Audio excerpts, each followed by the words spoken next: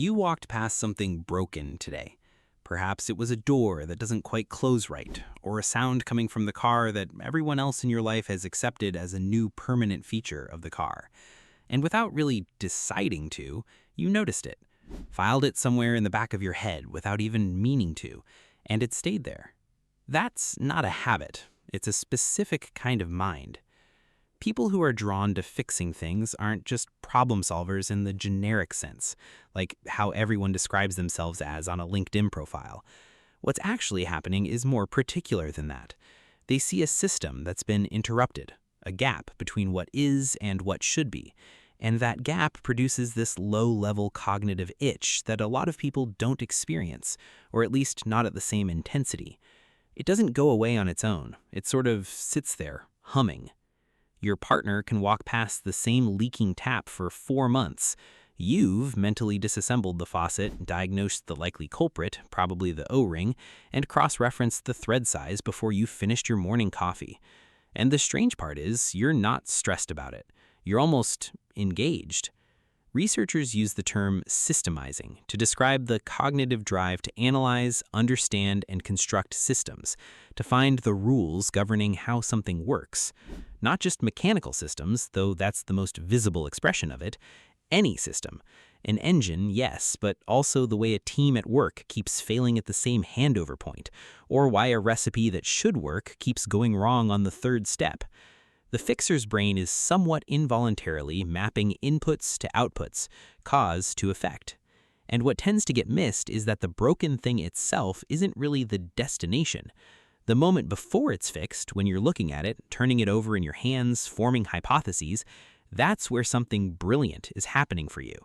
Most people experience uncertainty about a broken object as mildly stressful. You experience it as rather interesting. Those are fundamentally different relationships with the unknown, and they produce quite different lives. There's actually a documented cognitive trait called need for cognition, the tendency to actively seek out and enjoy complex thinking. And people who score high on it report higher satisfaction from the process of working something out than from simply having the answer handed to them. The diagnostic phase, the part where you're still figuring it out, produces its own quiet reward. The fix is almost the conclusion of something that was already satisfying, which does say something about how you process the world. A study published that's more well known as the IKEA effect found that people who build or repair something themselves consistently assign as more valuable than they would an identical item they hadn't touched. The researchers interpreted this mostly through a lens of product attachment, which is fine, but what it also points to is something about participation in a system's functioning. The hand that fixed it can't quite separate itself from the object afterward. There's a kind of authorship that happens, even with something as impersonal as a flat-pack shelf or a carburetor. That old car sitting in the garage, the one that's not worth what you'd put into it according to everyone with an opinion, it's not sentimental attachment in the way people lazily assume. It's more that the object has become entangled with an experience of understanding something. You've been inside it. You know how it works. That's genuinely hard to walk away from. The other thing that goes unremarked is the fixer's tolerance for complexity. When something looks complicated, a significant portion of people make a decision that this isn't for them, it would take too long, or they wouldn't know where to begin. Fixers do something different. They lean in, not recklessly, but with this methodical patience that comes from trusting the process of figuring something out, more so than they trust already knowing the answer before they start. That may appear as ignorance at first, but it's more like accumulated evidence. Every repaired thing is a data point. The problems that once looked impossible until they weren't. They've built a track record with themselves that says, I've done this before, I didn't know the answer going in, and I came out the other side with it working, so this new thing probably isn't any different. What that describes in psychological terms is mastery motivation, one of the more durable forms of drive that's been studied. And what's distinctive about it is the external reward is almost incidental. A fixer who solves a problem in an empty garage with nobody watching gets roughly the same satisfaction as a fixer who fixes it in front of an audience. So the audience genuinely isn't the point.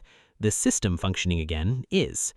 Which is also, and I say this with full affection, why explaining exactly what you fixed to someone who did not ask and clearly does not have the vocabulary to follow along is apparently non-negotiable. But yeah, not for their benefit. Saying it out loud just makes the experience feel finished. You know what I'm talking about. There's something worth sitting with, though.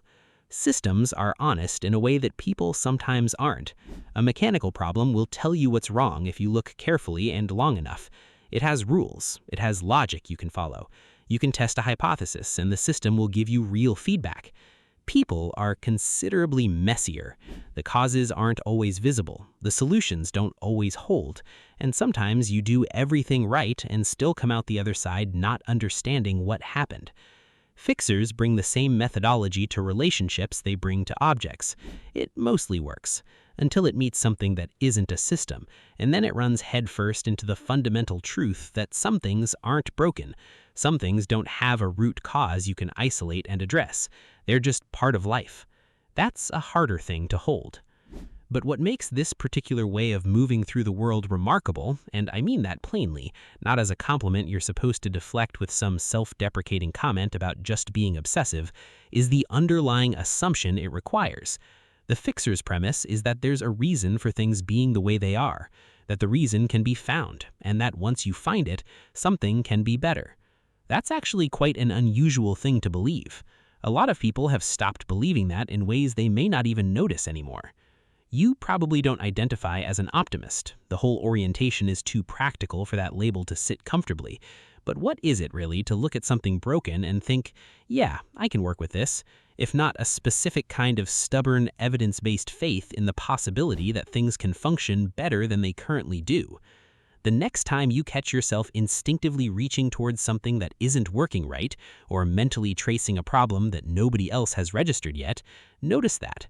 That pull towards understanding how things work, towards seeing the parts and imagining them whole again, isn't incidental to who you are. It might be one of the more honest expressions of it. If you recognized yourself anywhere in this video, I'd point out that the same instinct you apply to broken things outside of you doesn't always get turned inward toward the systems in your own daily life that have quietly stopped functioning the way they should. There's a link in the pinned comment to a bundle I genuinely recommend, a set of 7-day guides and planners built around the things a lot of you watching this are already aware of but haven't diagnosed a solution for yet. Clearing the mental backlog, resetting your dopamine so your brain stops demanding constant input, actually fixing your sleep rather than just knowing you should, and rebuilding your focus one day at a time. Each one gives you a specific daily action rather than just more information to file away, which honestly is the part most psychology content skips entirely. It's in the pinned comment, so I hope you check it out. And if you want more content like this, subscribe and hit the notification bell so you don't miss the next one.